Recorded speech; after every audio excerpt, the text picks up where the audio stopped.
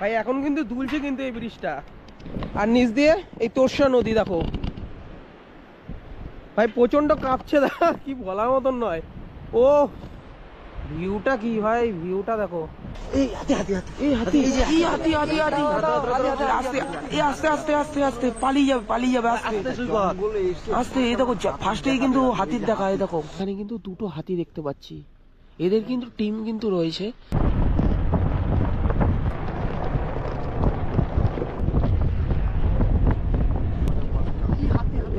আর Uttarbanga express করে আমি আজকে যাচ্ছি কিন্তু নর্থ বেঙ্গল। টিকিট বলতে গেলে পাইনি, টিকিট যখন কাটতে গেছি সব টিকিট ভাই বুক, কি আর করা যাবে।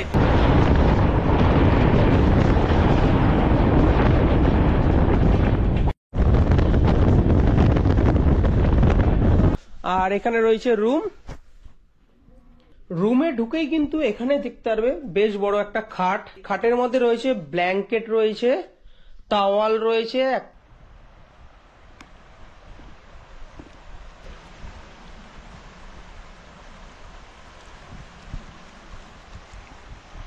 ভাত রয়েছে, এখানে দু ধরনের শাক রয়েছে, এখানে লঙ্কা ভাজা, এখানে বেগুন ভাজা, উচ্ছে ভাজা, ঘি, আর এখানে রয়েছে ডাল।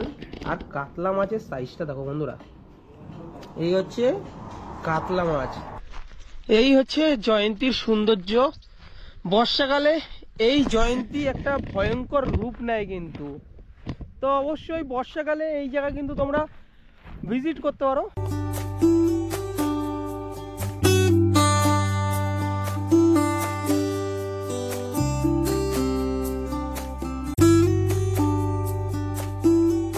ডুয়ার্স ভ্রমণ ব্লগ শুরু করার আগে জেনে নি ডুয়ার্স কোথায়। ডুয়ার্স অঞ্চলটি প্রায় ৮৮০০ বর্গ কিলোমিটার অঞ্চল জুড়ে বিস্তৃত। ডুয়ার্স হলো পূর্ব হিমালয় পাদদেশে অবস্থিত এক বিস্তীর্ণ সমভূমি অঞ্চল, যা মূলত উত্তর পূর্ব ভারতের এবং ভুটানে অবস্থিত। ডুয়ার্স কথাটি এসেছে ডুয়ার শব্দ থেকে। ডুয়ার শব্দের অর্থ হলো দরজা। ভুটান এবং ভারতের মধ্যে যোগাযোগের একমাত্র পথ হলো এই ডুয়ার্স অঞ্চল। এই অঞ্চলটি ভুটান এবং উত্তর পূর্ব ভারতের প্রবেশদ্বার। ডুয়ার্সের পশ্চিম অংশটি পশ্চিমবঙ্গ ডুয়ার্স নামে পরিচিত, যা পশ্চিমবঙ্গের জলপাইগুড়ি, আলিপুরদুয়ার এবং কোচবিহার জেলা জুড়ে বিস্তৃত। অন্যদিকে পূর্ব অংশটি আসাম ডুয়ার্স নামে পরিচিত, যা আসামের কোকরাঝাড়, চিরাং এবং বক্সা জেলা জুড়ে বিস্তৃত। ডুয়ার্সের গড় উচ্চতা প্রায় ১৫০ থেকে ১৭৫০ মিটার এবং হিমালয় পাদদেশে অবস্থিত। ডুয়ার্স অঞ্চল তার প্রাকৃতিক সৌন্দর্যের জন্য বিখ্যাত। এখানে প্রচুর পরিমাণের বনভূমি, চা বাগান এবং বন্যপ্রাণী অভয়ারণ্য রয়েছে। ডুয়ার্সে গন্ডার, হাতি, বাঘ, হরিণ এবং বিভিন্ন প্রজাতির পাখি দেখতে পাওয়া যায়। ডুয়ার্সের প্রধান নদীগুলি হলো তিস্তা, জলঢাকা, তোরসা, রায়ডাক এবং সংকশ। এই নদীগুলি ডুয়ার্সের প্রাকৃতিক সৌন্দর্য বৃদ্ধি করছে। ডুয়ার্স একটি জনপ্রিয় পর্যটন কেন্দ্র। প্রতি বছর বহু পর্যটক এই অঞ্চলে প্রাকৃতিক সৌন্দর্য উপভোগ করতে আসেন। ডুয়ার্স ভ্রমণ কখন করবেন? ডুয়ার্স ভ্রমণের সেরা সময় হলো অক্টোবর থেকে মে মাস পর্যন্ত। এই সময় আবহাওয়া মনোরম থাকে এবং জঙ্গল ভ্রমণের জন্য উপযুক্ত। তবে বর্ষাকালে জুন থেকে সেপ্টেম্বর ডুয়ার্স ভ্রমণের জন্য উপযুক্ত নয়। এই সময় প্রচুর বৃষ্টিপাতের কারণে রাস্তাঘাট খারাপ থাকে এবং জঙ্গল ভ্রমণ করাটাও কঠিন হয়ে পড়ে। শীতকাল অক্টোবর থেকে ফেব্রুয়ারি, এই সময় ডুয়ার্সের আবহাওয়া খুবই মনোরম থাকে। দিনে রোদ ঝলমলে আকাশ থাকে এবং রাতের আকাশে শীত অনুভূতি হয়। এই সময়ে জঙ্গল সাফারির জন্য আদর্শ। হ্যালো বন্ধুরা, তোমরা কেমন আছো? আশা করি তোমরা ভালো আছো। চলে আসলাম নতুন আর একটা ভিডিওতে। আর আমি কিন্তু এখন রয়েছি শিয়ালদা স্টেশনের 12 নম্বর প্ল্যাটফর্মে। আর এখানে রয়েছে উত্তরবঙ্গ এক্সপ্রেস। আর উত্তরবঙ্গ এক্সপ্রেস করে আমি আজকে যাচ্ছি কিন্তু নর্থ বেঙ্গল। টিকিট বলতে গেলে পাইনি, টিকিট যখন কাটতে গেছি সব টিকিট ভাই বুক, কি আর করা যাবে। তো যাই হোক, জেনারেল টিকিট কেটে আমরা কিন্তু আজকে শিয়ালদা থেকে চলে যাব ফালাকাটা স্টেশন, তো সেখান থেকে আমরা নর্থ বেঙ্গল ট্যুরটা কিন্তু করব।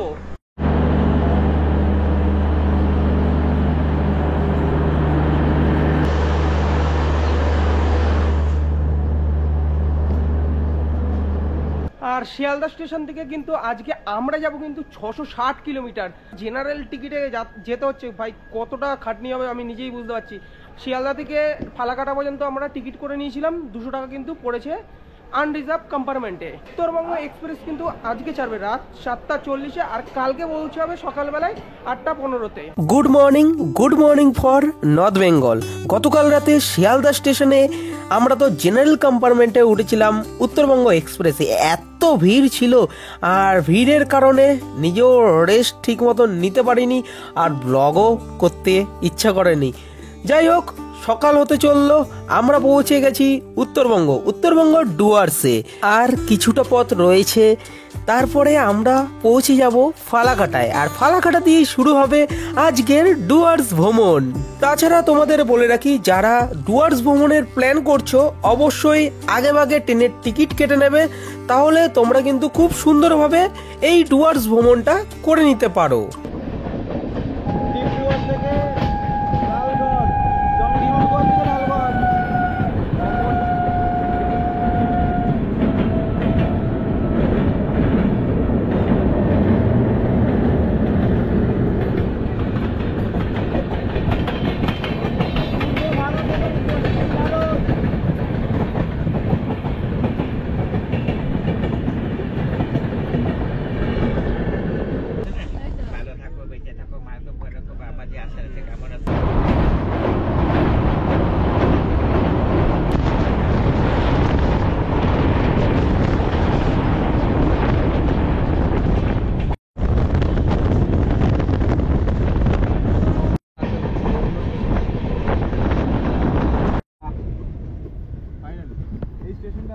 ঘড়ি কাটায় 9:24 এই এসে পৌঁছালাম ফালাকাটা স্টেশনে।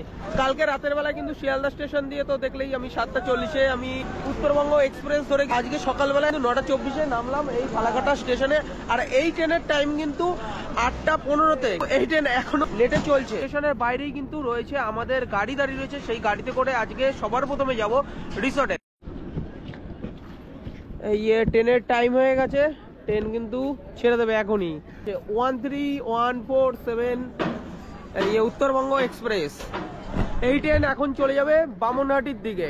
ফালাকাটা স্টেশনের বাইরেই কিন্তু আমাদের গাড়ি দাঁড়িয়ে রয়েছে, এই এখানে কিন্তু গাড়ি দাঁড়িয়ে রয়েছে। আর এই ফালাকাটা স্টেশন থেকে আমাদের রিসর্টের দূরত্ব 30 কিলোমিটার, তার জন্য কিন্তু আমাদের ফেয়ার পড়ছে 1000 টাকা। আমরা কিন্তু রিসর্টকে বলে রেখেছিলাম, তারাই কিন্তু আমাদের ব্যবস্থা করে দিয়েছে। এই গাড়ি কিন্তু হাসিমারা এবং এনজিপি থেকেও কিন্তু পিক আপ করে। খরচ বৃত্তান্ত এবং দাদার নাম্বার দেওয়া থাকবে, অবশ্যই কিন্তু তোমরা কথা বলে নিতে পারো। নামটা শঙ্কর দা।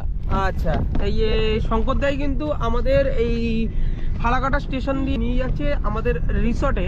তো রিসর্টে গিয়ে তো তোমাদের বলবো কোন রিসর্টে আমরা যাচ্ছি। তার সাথে নিউ আলিপুরদুয়ার থেকেও রিসিভ করেন, তোমরা কিন্তু নিউ আলিপুরদুয়ার থেকেও কিন্তু যেতে পারো এই দাদার সাথে।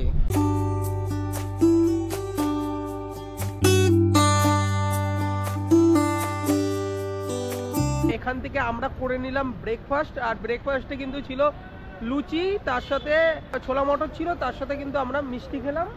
এই হচ্ছে দোকান।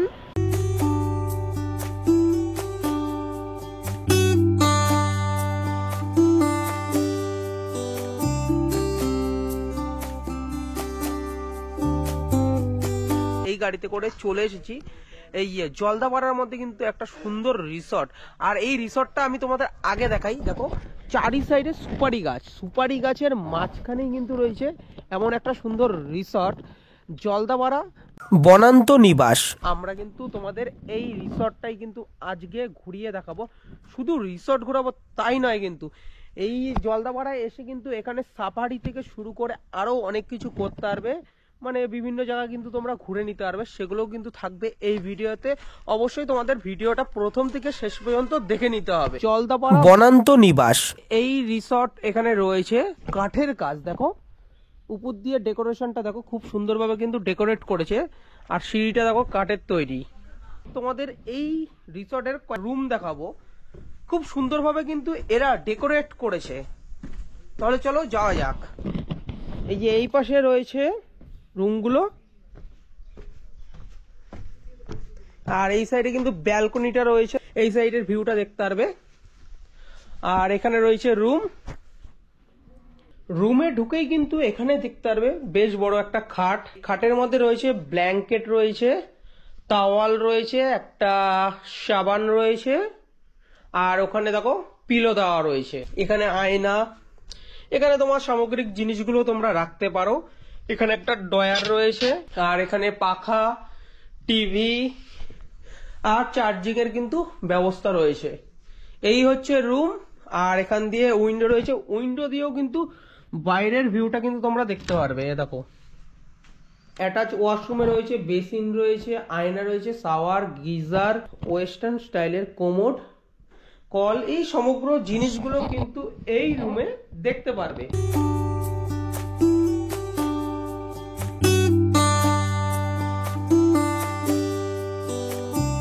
আর আমি এখন যেই জায়গাটায় রয়েছি এটা হচ্ছে এই রিসোর্টের ওয়াচ টাওয়ার, আর এই রিসোর্টের ওয়াচ টাওয়ার দিয়ে কিন্তু তোমরা দেখতে পারবে এই সিসামারা নদীটা, বেশ কিন্তু অপূর্বই লাগছে কিন্তু। আর এখানে রয়েছে কিন্তু এই যে সিসামারা নদী, পাশেই কিন্তু রয়েছে এই রিসোর্ট, বেশ অপূর্ব জায়গার মধ্যে কিন্তু তোমরা দেখতে পারবে। আর আমরা এখান থেকে যাচ্ছি এই সিসামারা নদীটা দেখাতে।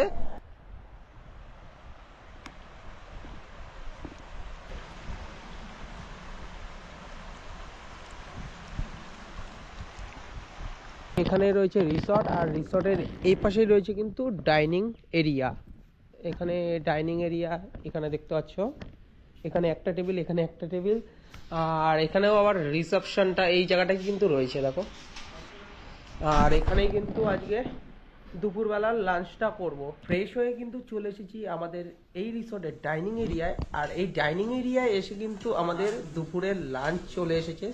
ভাত রয়েছে, এখানে দু ধরনের শাক রয়েছে, এখানে লঙ্কা ভাজা, এখানে বেগুন ভাজা, উচ্ছে ভাজা, ঘি, আর এখানে রয়েছে ডাল, আর কাতলা মাছের সাইজটা দেখো বন্ধুরা, এই হচ্ছে কাতলা মাছ, বেশ কিন্তু বড়ই কিন্তু। আর তার সাথে এখানে স্যালাড রয়েছে, আর তার সাথে এখানে পাপড় রয়েছে। এই রিসর্টের খাওয়া দাওয়ার পরিবেশনগুলো তো বেশ অসাধারণই লাগলো। খাওয়া দাওয়া সেরে আমরা বেরোবো আজকে সাইট সিনে, কোথায় কোথায় যাচ্ছি সেগুলো তোমাদের জানাবো। লাঞ্চ কমপ্লিট করে আজকে আমরা বেরিয়ে পড়লাম আমাদের আজকে প্রথম দিনের সাইট সিনে। প্রথম দিনের সাইট সিনে আজকে আমরা চলে যাব ভুটান। আর ভুটানের কিন্তু আমরা ফুল সিলিং ভিজিট করব, ওখানকার দোকানঘাট থেকে শুরু করে ওখানকার কি কি জায়গা ঘোরা রয়েছে সেই জায়গাগুলো তোমাদের ঘুরিয়ে দেখাবো। এবং তাছাড়া আমার চ্যানেলে কিন্তু ফুল সিলিং এর উপরে একটা ভিডিও রয়েছে, অবশ্যই চাইলে কিন্তু তোমরা ওই ভিডিওটা দেখতে পারো। তা আমরা যেই 3 রাতের 4 দিনের যেই প্ল্যানটা নিয়েছি, তো অবশ্যই সেই প্যাকেজটা তোমাদের কাছে তুলে ধরবো। অবশ্যই দেখা হচ্ছে আজকের প্রথম দিনের ট্যুরে। প্রথম দিনে আজকে আমরা যাব চিলাপাতার ফরেস্ট হয়ে কিন্তু ভুটান যাচ্ছি।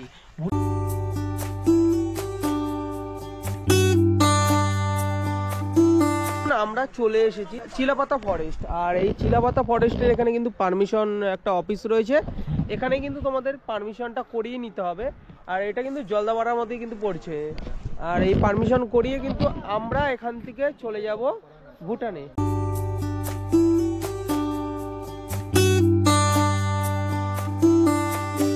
চিলাপাতা চেকপোস্ট থেকে আমরা যেই পারমিশনটা কালেক্ট করলাম সেটা কিন্তু এই কোদালবস্তি চেকপোস্টে গিয়ে দেখিয়ে সামনের দিকে এগিয়ে যেতে হবে। রাস্তা দিয়ে যেতে যেতে চোখে পড়বে হাসিমারা টি গার্ডেন, এই যে এই পাশ দিয়ে কিন্তু রয়েছে এই টি গার্ডেনটা রয়েছে।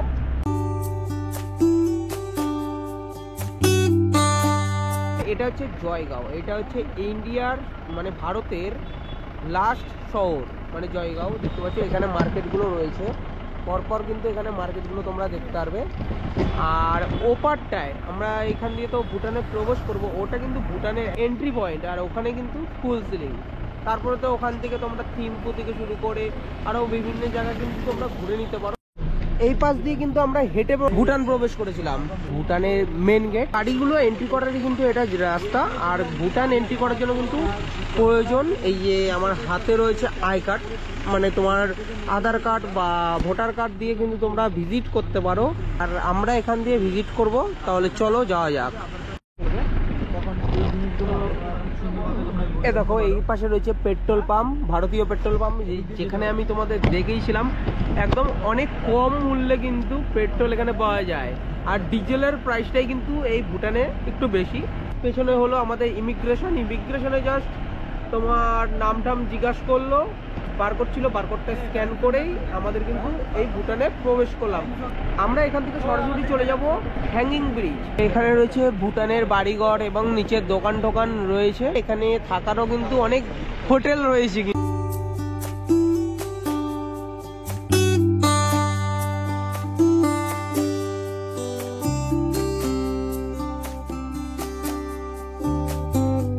হ্যাঙ্গিং ব্রিজ যাওয়ার সময় কিন্তু এখানে সানসেট পয়েন্ট দেখতে পারবে, বেশ একটা সুন্দরী কিন্তু এই পয়েন্টটা তোমরা ভিজিট করে কিন্তু তোমরা তোমাদের গন্তব্যের দিকে এগিয়ে যাবে।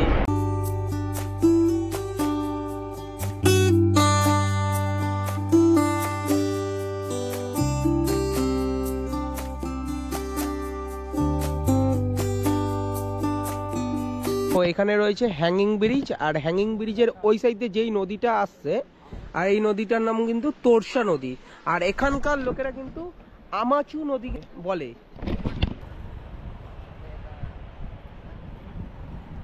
ভাই এখন কিন্তু দুলছে কিন্তু এই ব্রিজটা, আর নিচ দিয়ে এই তোরসা নদী দেখো ভাই, প্রচন্ড কাঁপছে, দেখা কি বলার মতন নয়। ও ভিউটা কি ভাই, ভিউটা দেখো। এই হচ্ছে ভুটানের সৌন্দর্য। তো অবশ্যই তোমরা যারা এই ভুটানের বিভিন্ন স্পট ঘুরতে চাইছো, তো অবশ্যই আমরা যেই রিসোর্টে রয়েছি সেই রিসোর্টে এসে কিন্তু তোমরা 3 থেকে 4 দিন সময় নিয়ে আসো, এই প্ল্যানটা কিন্তু তোমরা করে নিতে পারবে। কিন্তু ভুটানের সাথে আরও অনেক পয়েন্টগুলো রয়েছে, পয়েন্টগুলো কিন্তু তোমরা ঘুরে নিতে পারো। এখান দিয়ে কিন্তু গাড়ি যাওয়ার জন্য ব্রিজ করে দেওয়া রয়েছে, আর এইটা হচ্ছে হ্যাঙ্গিং ব্রিজ, একদম ধরো ঝুলে রয়েছে কিন্তু। ও ও সেরা সেরা অভিজ্ঞতা। এই হ্যাঙ্গিং ব্রিজের এপাশেই রয়েছে কিন্তু মোমোর দোকান, এখানে কিন্তু তোমরা অবশ্যই মোমোটা ট্রাই করবে এই হ্যাঙ্গিং ব্রিজের এখানে আসলে। আর এই দেখো এখান থেকে কিন্তু এই জলের ব্যবস্থাটা দেখছো, এটা কিন্তু পাহাড়ের উপর দিয়ে কিন্তু এই বাঁশের মাধ্যমে কিন্তু জলটা আসছে। এই জলটা কিন্তু তোমরা খেতে পারো, বেশ কিন্তু পরিষ্কার জল।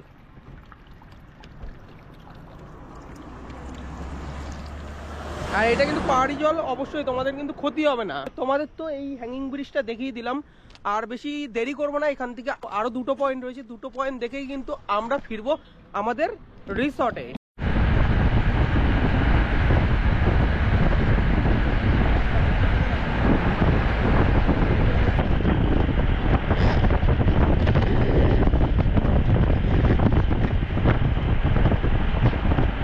এখানে আমরা কিন্তু গাড়িটা পার্কিং করে দিলাম, পার্কিং করে কিন্তু আমরা এখন চলে এসেছি হ্যাঙ্গিং ব্রিজ দেখে। আর এই জায়গাটার নাম হচ্ছে আপার গুম্পা মনিস্ট্রি। আমরা এখানে যাব, আর এখানে কিন্তু টিকিট কাটার জায়গা রয়েছে, মানে তোমার অফিসটা রয়েছে, এখানে কিন্তু টিকিট কেটেই তোমাদের এই জায়গায় প্রবেশ করতে হবে। ভিজিটিং টাইম দেখতে পাচ্ছ সকাল 9টা থেকে 6টা পর্যন্ত, আর টিকিট কিন্তু পার হেড পড়ছে 30 টাকা করে কিন্তু। আর তোমরা এই জায়গাটা ঘুরে নেবে, বেশ ভালোই লাগবে কিন্তু।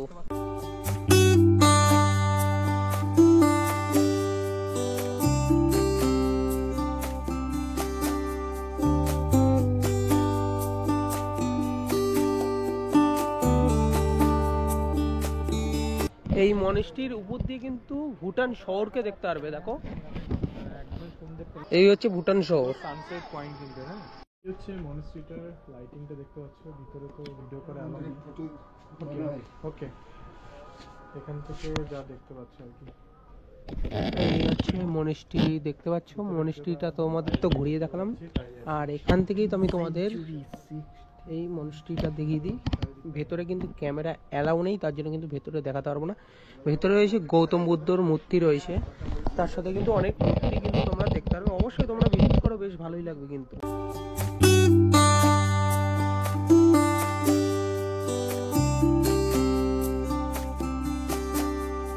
অবশ্যই কিন্তু তোমরা আপার গুম্পা কিন্তু তোমরা অবশ্যই ঘুরে নেবে কিন্তু। এই সেকেন্ড পয়েন্টটা ঢোকার সময় কিন্তু তোমাদের ওই বারকোডটা স্ক্যান করে তোমরা প্রবেশ করবে, তার বেরোনোর সময় কিন্তু ওই বারকোডটা স্ক্যান করেই কিন্তু তোমাদের বেরোতে হবে। ভুটানের ফুল সিলিং ভ্রমণ করতে গেছিলাম, সেখানে কিন্তু বেশ কয়েকটা সাইট সিন ছিল। সেই সাইট সিনের মধ্যে তোমাদের ঘুরিয়ে দেখালাম হ্যাঙ্গিং ব্রিজ, তার সাথে কিন্তু ছিল দুটো মনেস্ট্রি ছিল, দুটো মনেস্ট্রির মধ্যে একটা মনেস্ট্রি আমি তোমাদের ঘুরিয়ে দেখিয়েছি, তার সাথে একটা মনেস্ট্রি কিন্তু আমার আগের একটা ব্লগে কিন্তু রয়েছে, সেই ব্লগে তোমরা অবশ্যই দেখতে পারো, কারণ রাত হয়ে যাওয়ার কারণে সেই মনেস্ট্রিতে যাওয়া হয়নি। ভুটান থেকে বেরোনোর পথে একটা স্মৃতি হিসাবে নিয়ে এসেছি এই ভুটানি 1 টাকা। তোমরা ওখানে যে কোনো তোমার ইন্ডিয়ান টাকা দিলেই কিন্তু তোমার ভুটানি টাকা তোমরা নিতে পারো। প্রথম দিনের ট্যুরটা করে চলে এসেছি আমাদের রিসর্টে। এখানেও কিন্তু চা দেওয়া হয়েছে, একটু চাটা খেয়ে নি। এই চাটা খেয়ে একটু ফ্রেশ হয়ে নেব, তারপরে রাতের বেলা ডিনারে কি কি রয়েছে সেগুলো তো তোমাদের দেখাবো। ঘড়িতে 10:10। এই রিসর্টের ডাইনিং এরিয়ায় কিন্তু এসে আমাদের ডিনারে কি কি দিয়েছে সেটা দেখিয়ে দিই। আর এই ডিনারটা কিন্তু টোটাল প্যাকেজের মধ্যেই কিন্তু রয়েছে। প্যাকেজের মধ্যে দেখো রুটি, আলু ভাজা, তার সাথে ফুলকপির তরকারি, হচ্ছে চিকেনের তরকারি, এইসবই কিন্তু আইটেম রাতের বেলায় থাকে। তাহলে চলো রাতের বেলা ডিনারটা সেরে নিই। ডিনার কমপ্লিট করে চলে আসলাম আমাদের রুমে। সবাইকে গুড নাইট। আর কালকে সকালে কিন্তু তোমাদের সাথে দেখা হচ্ছে। কালকে সকাল 6টার সময় কিন্তু সাফারি করতে যাব, জিপ সাফারি। গুড মর্নিং বন্ধুরা, আজকে কিন্তু দ্বিতীয় দিন, আর দ্বিতীয় দিনের ভোরবেলায় কিন্তু আজকে বেরোচ্ছি জিপ সাফারি করতে। আর আমরা আজকে জিপ সাফারি করব জলদাপাড়া ফরেস্টে। আর এখানে কিন্তু তোমরা দেখতে পারবে এক শৃঙ্খ গন্ডার, হাতি এবং বাইসন, তার সাথেও অনেক জীবজন্তু কিন্তু তোমরা দেখতে পারবে। আর টাইমও হাতে কম, এখন আমরা নিচে চলে যাব। 5 মিনিটের মধ্যে কিন্তু সাফারি পয়েন্টে কিন্তু পৌঁছাতে হবে। আর এই সাফারি করার জন্য তোমাদের অবশ্যই আধার কার্ড একদিন আগে দিয়েই কিন্তু এই ওয়েবসাইট স্ক্রিন এবং ডিসক্রিপশনে দেওয়া থাকবে, এই লিঙ্কে কিন্তু তোমরা ক্লিক করে তোমরা সাফারি কিন্তু তোমরা বুক করে নিতে পারো। আমি বলবো তোমার এই সব ঝামেলা না করে আমরা যেই রিসর্টে রয়েছি এই রিসর্টের উপরে পুরোটা ছেড়ে দিলে কিন্তু ওরাই সমস্ত যে বুকিং এর কাজগুলো করে দেবে। ঘড়িতে টাইম এখন 5:57। আমরা কিন্তু এখন এখান থেকে এই রাস্তা দিয়ে এগিয়ে যাচ্ছি জিপ সাফারি করতে। তোমাদের সাথে সরাসরি দেখা হচ্ছে জিপ সাফারি পয়েন্টে। গাড়ি আমাদের নামিয়ে দিল শালকুমার গেটের সামনে। আর এখান থেকে কিন্তু আমরা জলদাপাড়া ফরেস্টে সাফারি করব। বেশ একটা সুন্দর অভিজ্ঞতা হবে, সেটাই আমি তোমাদের দেখাবো। জলদাপাড়া সাফারি বেশিরভাগ মানুষেরাই মাদারিহাট দিয়েই করে। মাদারিহাট দিয়ে তোমরা যদি করো তাহলে পশু পাখি দেখার চান্স অনেকই কম থাকে। তোমরা কিন্তু অবশ্যই শালকুমার গেট দিয়ে করতে পারো। শালকুমার গেট দিয়ে করলে অনেক পশু পাখি দেখার চান্সটা কিন্তু বেশি থাকে। সকালবেলায় এখান থেকেই ফার্স্ট গাড়ি ছাড়ে, অর্থাৎ সাফারি গাড়ি। এই শালকুমার গেট অর্থাৎ 0 পয়েন্ট, এই জায়গা দিয়ে কিন্তু খুব সুন্দরভাবেই তোমরা সাফারি করতে পারো। শালকুমার গেটের সামনেই রয়েছে ফরেস্ট অফিস। এই অফিসেই কিন্তু সবার প্রথমে আমাদের ফর্ম ফিল আপ করে নিতে লাগলো, তার কারণ এই আধার কার্ডের জেরক্স এই অফিসে জমা দিতে হয়। সমস্ত কাজ কমপ্লিট হয়ে গেল। এবার আজকে আমরা করব জলদাপাড়া জিপ সাফারি। আমাদের কিন্তু জিপ সাফারি শুরু হয়ে গেছে। প্রচন্ড ঠান্ডা, সকাল সকাল বেরিয়েছি। উপরের থেকে কিন্তু রয়েছে এই জিপ সাফারিতে। এই দীপকদাও কিন্তু রয়েছে। ন্যাশনাল পার্কের পাশ দিয়ে কিন্তু আমরা যাচ্ছি। চারিপাশে গাছ গাছালি, পাখির আওয়াজ, আর আমরা অপেক্ষা করছি কখন জীবজন্তুর দেখা পড়বে। আর এই জলদাপাড়া ন্যাশনাল পার্ক খুবই বিখ্যাত এক শৃঙ্খ গন্ডারের জন্য। এ দেখো ওই দূরেই কিন্তু রয়েছে সাম্বার ডিয়ার, দুটো রয়েছে কিন্তু বন্ধুরা। ফার্স্টেই কিন্তু আমরা দেখতে পারলাম সাম্বার ডিয়ার। আর এই আমাদের গাইডটা রয়েছে, গাইডটাকে আমরা জিজ্ঞাসা করবো কেমন খরচা করতে পারে। আমাদের জিপ সাফারি 6 জন।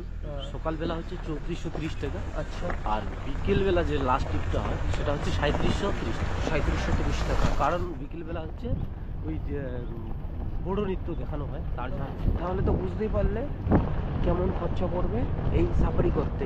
একটার পর একটা জীবজন্তু কিন্তু আমাদের দর্শন করছে। কি সুন্দর দৃশ্য। এ দেখো অনেক ময়ূর কিন্তু গাছের উপরে কিন্তু দুটো ময়ূর রয়েছে, তিনটে। এ দেখো গাছের উপরে, এ দেখো এই হাতি আস্তে পালিয়ে যাবে আস্তে। এই দেখো ফার্স্টেই কিন্তু হাতির দেখা। এই দেখো এখানে কিন্তু দুটো হাতি দেখতে পাচ্ছি। এদের কিন্তু টিম কিন্তু রয়েছে, যতটা পারলাম আমি তোমাদের জুম করে দেখাচ্ছি। আর এই যে গাছের ওপরে কিন্তু দেখো এখানে 3খানা ময়ূর, আর এখানেও কিন্তু 3খানা ময়ূর কিন্তু রয়েছে। ওফ, আজকের সাফারিটা কিন্তু সার্থক হয়ে যাবে কিন্তু।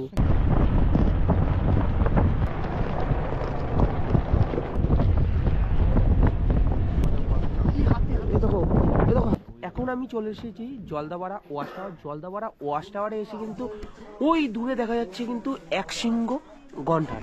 ওই দেখো, জলদাপাড়া ন্যাশনাল ফরেস্টের আয়তন হচ্ছে 216.51 বর্গ কিলোমিটার জুড়েই কিন্তু এই পার্কটা কিন্তু তোমরা দেখতে পারবে। এখানে কিন্তু এক শৃঙ্গ গন্ডারের জন্য বিখ্যাত, তার সাথে কিন্তু এখানে হাতি এবং ময়ূর, তার সাথে বাইসন এবং হরিণ এইসব কিন্তু তোমরা দেখতে পারবে। বেশ ভালোই লাগবে কিন্তু। অবশ্যই তোমরা কিন্তু এই সাফারিটা করে নিতে পারো। আমরা তো এই সাইডটা তোমাদের দেখালাম, তাও আমি দাদার থেকে শুনে নেবো কিভাবে এই সাফারিটা করা হয়। দাদা একটু বলো। জলদাপাড়া সাফারিটা এই দিকটায় লাস্ট জলদাপাড়া ওয়াশ টাওয়ার অব্দি আসা হয়। এখান থেকে একই রাস্তায় রিটার্ন হয়ে গেটের থেকে যে হলং বাংলোর দিকে রাস্তাটা গেল, সেদিকে একটা টাওয়ার আছে, হরিণডাঙ্গা টাওয়ার, সে টাওয়ারে ঢুকবো, তারপরেই আমরা হলং বাংলোতে যাব। ও আচ্ছা, ওখানেই তারপরে সাফারি শেষ হয়ে যায় নাকি? হলং বাংলোয় লাস্ট, হলং বাংলো থেকে আমরা বেরিয়ে আসবো 1.5 ঘন্টার সাফারি। আচ্ছা আচ্ছা আচ্ছা। বার্কিং বিয়ার, ওই দেখো হরিণের দর্শন কিন্তু দেখতে পাচ্ছি আমরা সামনে থেকে। গাইস, এটা বার্কিং বিয়ার। অপূর্ব অপূর্ব, এটা আমার দেখা প্রথম। এটা কিন্তু আমাদের এই যে ব্রিজটা রয়েছে, এটা কিন্তু ফার্স্ট। আর আমাদের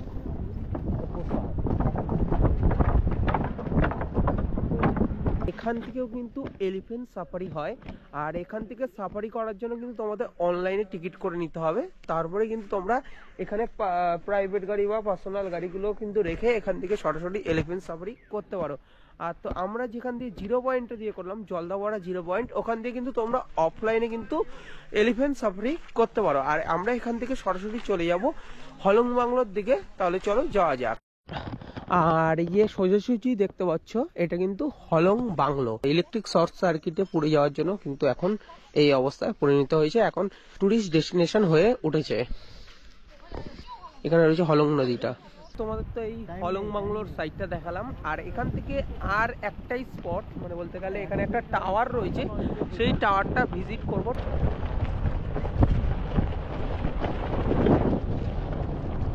হরিণডাঙ্গা ওয়াশ টাওয়ার, এখান দিয়ে কিন্তু তুমি এই জায়গার পরিবেশটা কিন্তু বেশ সুন্দরভাবে দেখে নিতে পারবে। দাদা বলতে এখানে উপরে উঠতে দেয় না এটা।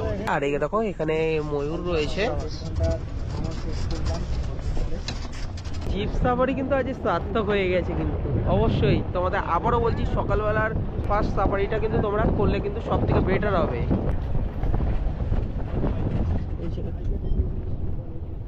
তো সাফারি কিন্তু আমাদের শেষ হয়ে গেছে, জিপ সাফারি। আর আমরা কিন্তু চলে এসেছি এই অফিসটার এখানে, আর ওখানে দাঁড়িয়ে রয়েছে আমাদের গাড়ি। আর এই গাড়িতে করে এখন আমরা চলে যাব আমাদের রিসর্টে। চলো তোমাদের সাথে সরাসরি দেখা হচ্ছে রিসর্টে। এখন আমরা কিন্তু চলে এসেছি আমাদের রিসর্টে। এখানে আসার সঙ্গে সঙ্গে কিন্তু দিয়ে গেল আমাদের জন্য চা। এই হচ্ছে চা। এই চলে আসলাম ডাইনিং এরিয়ায়। আর ডাইনিং এরিয়ায় এসে কিন্তু আজকে আমাদের দ্বিতীয় দিনের ব্রেকফাস্টে আমরা বলে রেখেছিলাম, প্যাকেজের মধ্যেই কিন্তু বলে রেখেছিলাম যে ব্রেড বাটার, তার সাথে কিন্তু রয়েছে ডিমের অমলেট বলে দিয়েছিলাম, সেটাই কিন্তু করে দিয়েছে। এই রিসর্টের ডাইনিং এরিয়ায় চলে এসেছি। কাটায় বলতে গেলে 11টা বাজে, কারণ এত তাড়াতাড়ি লাঞ্চ করার একটাই কারণ হচ্ছে আজকে আমরা সাইট সিন করতে যাব জয়ন্তী এবং বক্সা ফরেস্টে। 11:30টার মধ্যে বেরিয়ে যাবো, তো আজ ফিরতে ফিরতে সন্ধ্যা হয়ে যাবে। তার জন্য আমরা এত তাড়াতাড়ি লাঞ্চ করে কিন্তু আজকে এই সাইট সিন গুলো করবো। সেকেন্ড দিনে কি কি রয়েছে এই প্যাকেজের মধ্যে সেটাও আমি তোমাদের দেখিয়ে দিই। লাঞ্চে দেখো ভাত রয়েছে, একটা এখানে ডাল রয়েছে, আর ডিমের তরকারি রয়েছে। এই হচ্ছে লাঞ্চে আমরা হালকা খাবার বলেছিলাম, সেটাই করে দিয়েছে।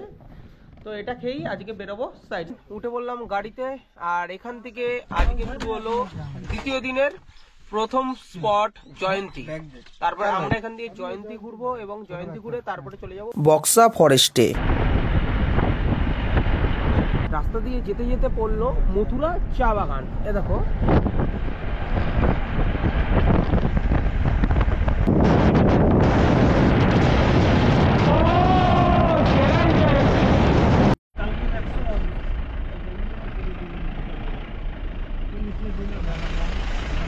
হচ্ছে টিকিট কাউন্টার, এখান থেকে কিন্তু টিকিটটা কেটে নিতে হবে। এখান থেকে করে নিলাম টিকিট, আর টিকিটে পার হেড পড়েছে 150 টাকা করে এই বক্সার জঙ্গল তোমাদের ঘোরার জন্য। তার সাথে তোমার যদি পার্সোনাল গাড়ি নিয়ে আসো তাহলে কিন্তু তোমার 480 টাকা পড়বে। ওখানে কিন্তু গাইড চার্জ লেখা ছিল 300-350 টাকা। টিকিট করা কমপ্লিট। আর আমি যেই জায়গাটায় রয়েছি এটা হচ্ছে রাজা ভাত খাওয়া। রাজা ভাত খাওয়া স্টেশন তো তোমরা শুনেছো ডুয়ার্সে রয়েছে।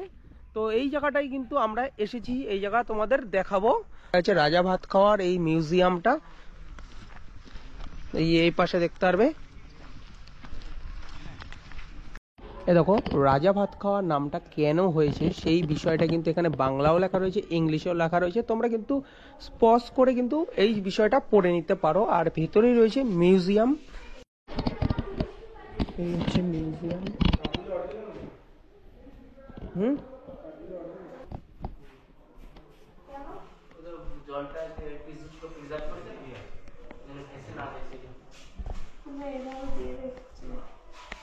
এবার যদি ওইভাবে হয়েছে হয়তো শুকিয়ে হাড় মাসও বেরিয়ে যাবে, এগুলো সব পুঁজে যাবে না, তো কেমিক্যালের মধ্যে ডুবিয়ে রেখেছে যাতে না বেশি ওঠে।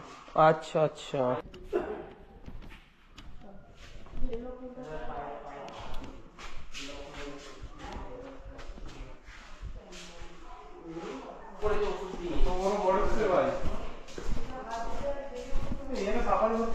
তোমাদের দেখিয়ে দিলাম রাজা ভাত খাওয়ার এই মিউজিয়ামটা। কেমন লাগলো অবশ্যই কমেন্ট করে জানাতে পারো। আর আমরা কিন্তু এই বক্সারের জঙ্গলের ভেতর দিয়ে চলে যাব জয়ন্তী রিভারের সামনে। এই যে আমরা যে জায়গাটা রয়েছি এটা কিন্তু বক্সার টাইগার রিজার্ভের এন্ট্রি গেট। বৃহস্পতিবার কিন্তু এই জায়গা কিন্তু বন্ধ থাকে।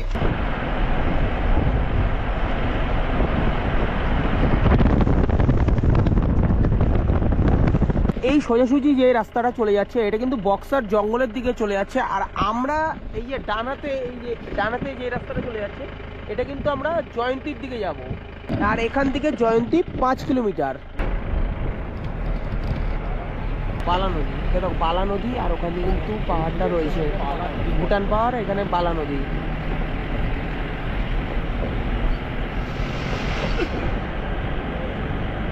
জয়ন্তীর সামনে এসে কিন্তু এখানে রয়েছে পার্কিং এরিয়া। আর আমরা কিন্তু এখন জয়ন্তীতে চলে এসেছি। আর এই যে আমরা যেই জায়গাটা দিয়ে যাচ্ছি এটা কিন্তু নদী, বর্ষার সময় কিন্তু এই জায়গায় কিন্তু প্রচুর জল থাকে কিন্তু এই জায়গায়। আর ওই ওপারে ইয়েটা দেখতে পাচ্ছ পাহাড়গুলো, ওটা হচ্ছে জয়ন্তী পাহাড়। আর তোমাদের বলে রাখি এই জয়ন্তী পাহাড়ে ঢোকার আগে প্রথমে তো একটা গেট রয়েছে, ওই গেটে তোমাদের টিকিটগুলো করিয়ে নেওয়ার পরে সেকেন্ডে এখানে এই জয়ন্তীতে আসার সময় কিন্তু আরেকটা গেট রয়েছে, সেখানে তোমাদের যে পারমিট কাগজটা রয়েছে সেই কাগজটা তোমাকে দেখিয়েই কিন্তু আবার এই জায়গায় প্রবেশ করতে হবে। আর ভ্যালিডটা কিন্তু একদিনের, সেই ভ্যালিডেই কিন্তু তোমাদের এই জায়গা ঘুরে তোমাদের জয়ন্তী ঘুরে তোমাদের কিন্তু বক্সার থেকে বেরিয়ে যেতে হবে। আর তোমাদের এই জায়গাটা ঘুরিয়ে দেখাই, দেখো চারি সাইডে এরকম অবস্থা নদীর। আর অনেক মানুষই কিন্তু এসেছে এই জয়ন্তীর সৌন্দর্য দেখতে।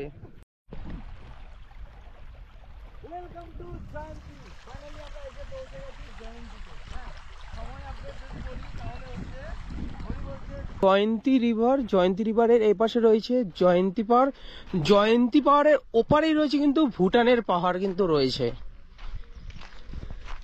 এই হচ্ছে জয়ন্তীর সৌন্দর্য। বর্ষাকালে এই জয়ন্তী একটা ভয়ঙ্কর রূপ নেয় কিন্তু। তো অবশ্যই বর্ষাকালে এই জায়গা কিন্তু তোমরা ভিজিট করতে পারো।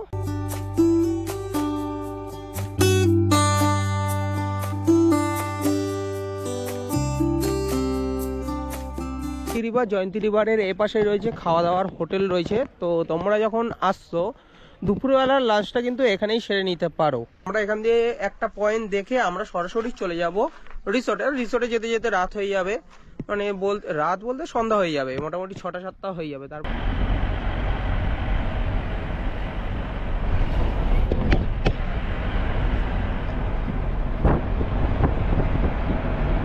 আমরা কিন্তু জয়ন্তী রিভার দেখে আমরা চলে আসি সান্তলা ভিউ পয়েন্ট। আর এই যে এখানে রয়েছে সান্তলা জায়গাটা দেখতে পাচ্ছ, এখানে কিন্তু গাড়িগুলো রয়েছে। এই গাড়িতে করেই কিন্তু তোমাদের এই রাস্তার উপরের দিকে উঠে যেতে হবে। এখানে 4খানা ঘোরার জায়গা রয়েছে, সেই জায়গাগুলো কিন্তু তোমরা ঘুরে নিতে পারো।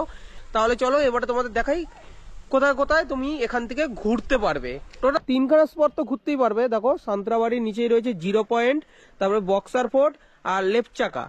এই জায়গাগুলো কিন্তু তোমরা এখান থেকে ঘুরে নিতে পারো। তাহলে এখানে অফিসটা রয়েছে, এখানে থেকে কিন্তু তোমাদের টিকিটটা করে নিতে হবে, তারপরে কিন্তু তোমরা এই জায়গাটা ঘুরে নিতে পারো। এই দেখো আশেপাশে দোকানঘাট রয়েছে, এখান থেকেও কিন্তু খাওয়া দাওয়া সেরে নিতে পারো। আর এই পাশে দেখো পার্কিং এর জায়গাগুলো রয়েছে। 500 টাকার মধ্যে কিন্তু তোমরা দুটো পয়েন্ট ঘুরে নিতে পারো। আর আমরা এখান থেকে সরাসরি চলে যাব কালচিনি হয়ে আমাদের রিসর্টে।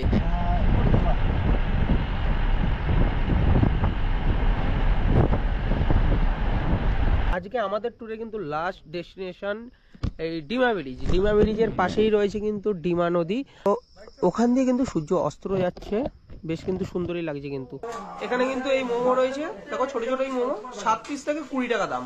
এক পিস খেয়ে দেখি কেমন হয়েছে। আর আমি একটু স্পাইসি করে নিয়েছি।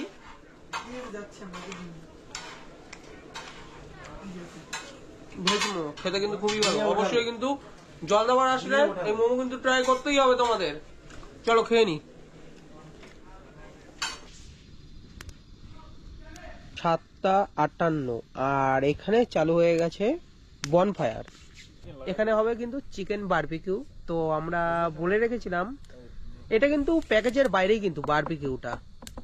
তো কেজিতে কত পড়ে সেগুলো তোমাদের জানিয়ে দেবো।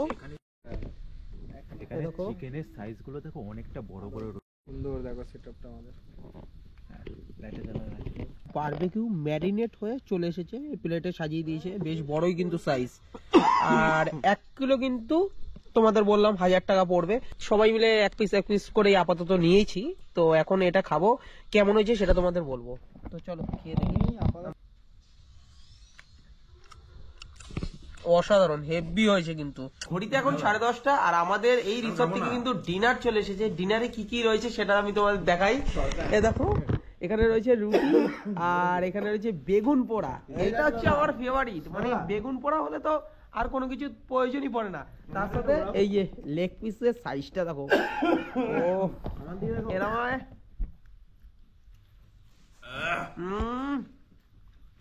অসাধারণ।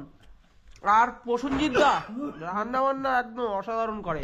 এই যে প্রসেনজিৎ দার দুধ দিয়ে হাই করছে, সামনে আসছে না। তাহলে চলো আজকে রাতের ডিনারটা সেরে নিই। তোমাদের সাথে দেখা হচ্ছে কালকে সকালে। কালকেও কিন্তু সাইট সিন রয়েছে, সেগুলো তোমাদের কালকে দেখা হচ্ছে।